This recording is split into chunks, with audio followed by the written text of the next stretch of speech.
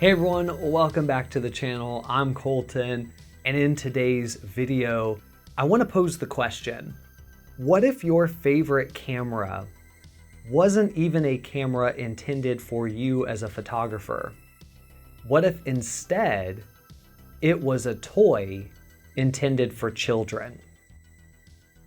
And that's a question I have an answer to today because my favorite camera recently has been a toy for kids that happens to also have a camera.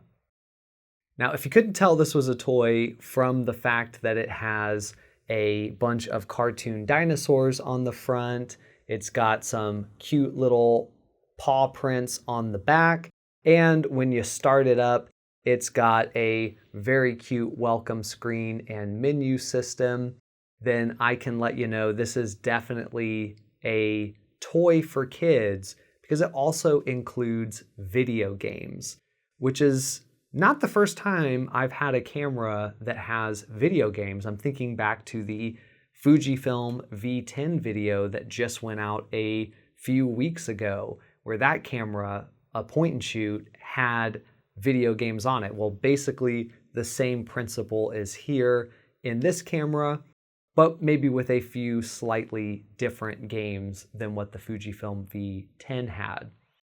Now you might be wondering, Colton, why would this, of all things, be your favorite camera recently? And I would say it's because of a very unique feature of this camera, which is that when you take a photo with it, it will print out an image. And that effectively makes this an instant photo camera.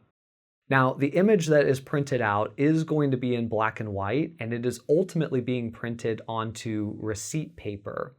So you have a very kind of lo-fi image that you get at the end of this, but it is also incredibly cost-effective and super unique. I don't know of any other cameras which essentially print images onto receipt paper, so that does make this stand out a little bit, especially when you consider how much receipt paper costs, or rather how little receipt paper costs compared to photo paper that you're getting for your Polaroid or Instax camera.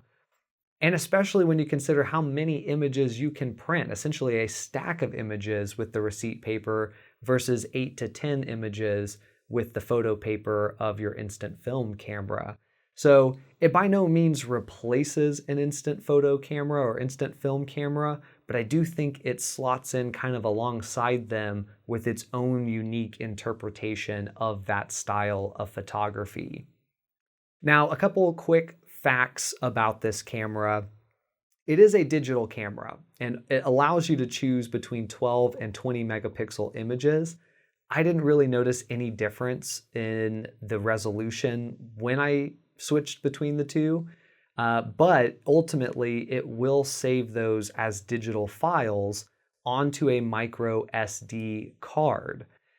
So, couple things that kind of come from that. Number one, that means that it will print an image, but if you wanted to make multiple copies of that image, you could just go to the file and reprint, which is really cool.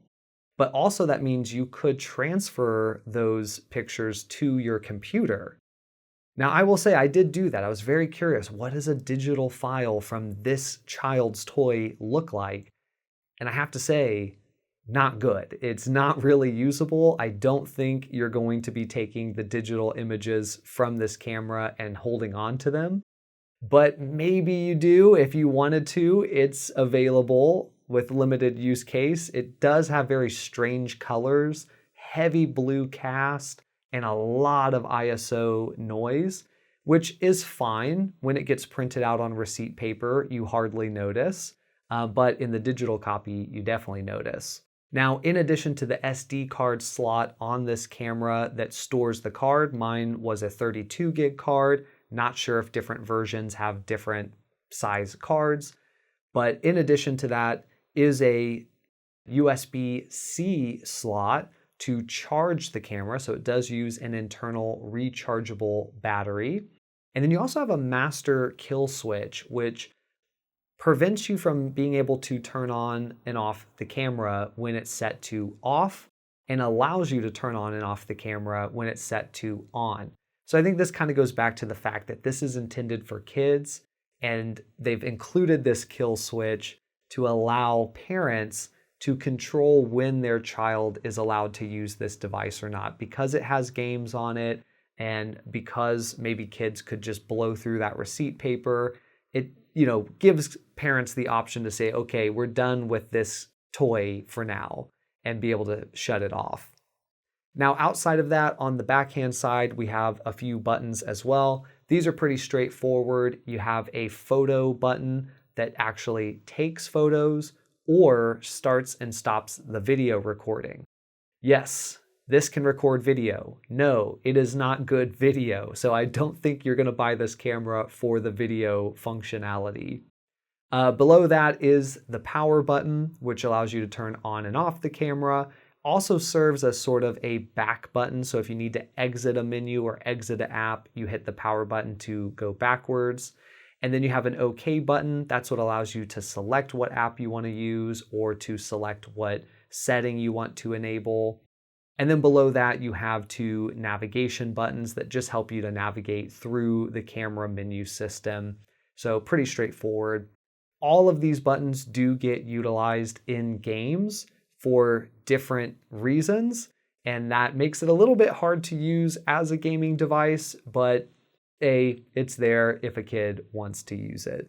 So really, while this camera has games, it has the ability to shoot video, has all these other items within it. The main purpose for someone who is a photographer is that instant photo capability, the option to take a photo and print out an image and have something tangible in your hands that is also a bit unique from anything else on the market, is I think the charm of this camera. And I have to say, I had such a great time taking photos with this camera, seeing what they look like when they print it out, and then also knowing that if I needed an extra copy, maybe mine gets destroyed or I want to give it to someone, then I always have the option to reprint, and that is really cool too. So before we get any further along here, I want to show you some more of the images from this camera.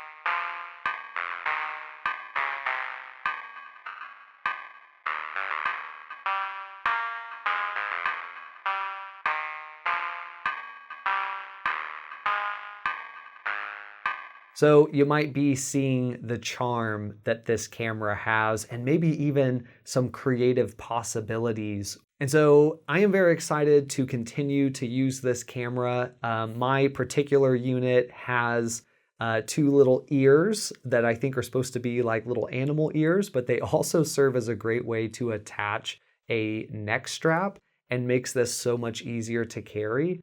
It is also incredibly lightweight, and so sticking it in a pocket, while it is a bit bulky, doesn't really feel like you are having a whole lot of stuff in your pocket. So it's really easy to carry around. I'm going to continue to enjoy taking photos with it and look for opportunities to sort of stretch what this camera is capable of and what I use those printed images for. One hack, or not a hack, but one thing that I would recommend is when you get this camera, go into the settings, go to print settings, and make sure it's set to dot matrix printing, because that, I think, is a better looking image and produces more consistent accuracy in the image. I think by default it's set to grayscale, but that grayscale can be heavy on the misses. So I would recommend switching it over to dot matrix, and that way you'll have better images overall. If you're interested in this camera, there's a ton of them online.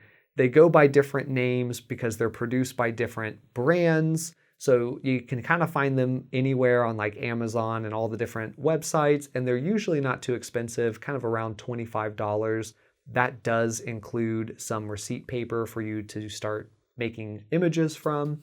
And if you have any questions or thoughts, do put them in the comments. I will do my best to answer all the questions I get. I am by no means an expert on this camera, but I have been using it, so I can probably answer the majority of your questions. If you enjoyed this video, do give me a thumbs up. And if you want to see more content like this, hit the subscribe button, ring the bell, and that's going to keep you in the know for when the next video drops. But for now, I'm Colton. I'll see you in the next one.